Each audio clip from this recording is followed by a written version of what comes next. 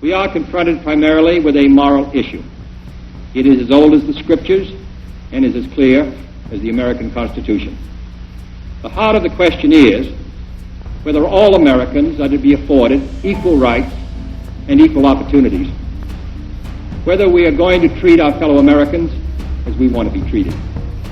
If an American, because his skin is dark, cannot eat lunch in a restaurant open to the public, if he cannot send his children to the best public school available, if he cannot vote for the public officials who represent him, if, in short, he cannot enjoy the full and free life which all of us want, then who among us would be content to have the color of his skin changed and stand in his place? Who among us would then be content with the counsels of patience and delay?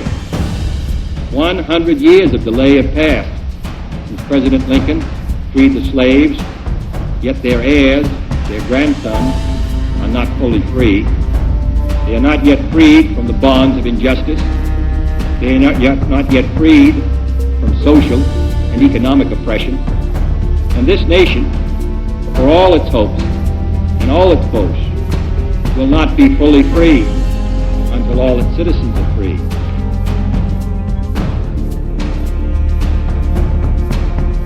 In the name of the greatest people that have ever trod this earth, I draw the line in the dust and toss the gauntlet before the feet of tyranny, and I say segregation now, segregation tomorrow, and segregation forever. I say that he should look into the situation and discover the cause of the activity that results in burning down buildings and in the spontaneous outbursts that we call riots, and which other people call uprisings.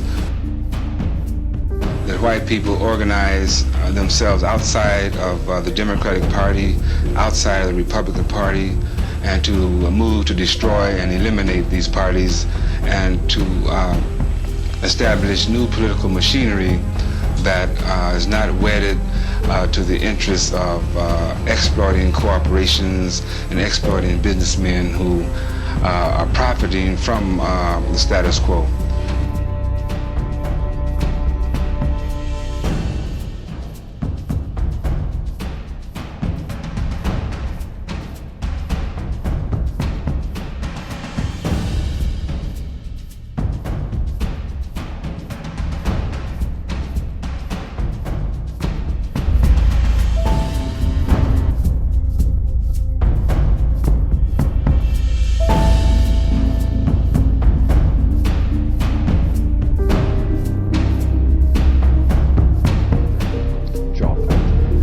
Has got to get out that when police act inappropriately, and of course in this case there has to be a thorough investigation, but for too many years, too many mostly black suspects have been treated terribly and in some cases murdered. That is unacceptable, and police officers have got to be held accountable for their actions. Second,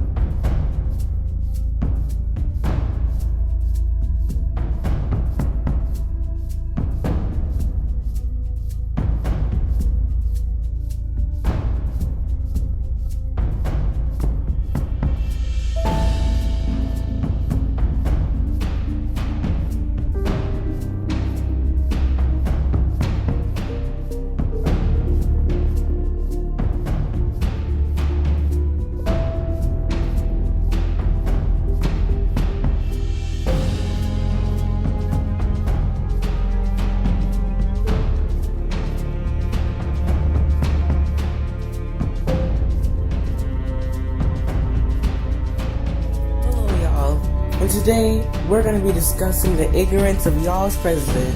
Not mine, because he isn't for me or my people's. Y'all's president. President y'all defend to no end. So let's get started. Let me start reading it in his dumb voice. These thugs are dishonoring the memory of George Floyd, and I won't let it happen. Just spoke to Governor Tim Walz and told him the military was with him all the way. any difficulty we assume control. But when the looting starts, the shooting starts. Thank you. So first of all, you just called us thugs, which is freaking microaggression, which perpetuates the idea that all black people are violent, no matter what they do. We're just so violent and scary. Second of all, dishonoring the memory of George Floyd. Shut up. And you're talking about bringing in the military? Like, the military, which has so much weapons, that are trying to go kill people. Go kill people. Because they have so much weapons. Trying to kill innocent black people for protesting. The right every American has.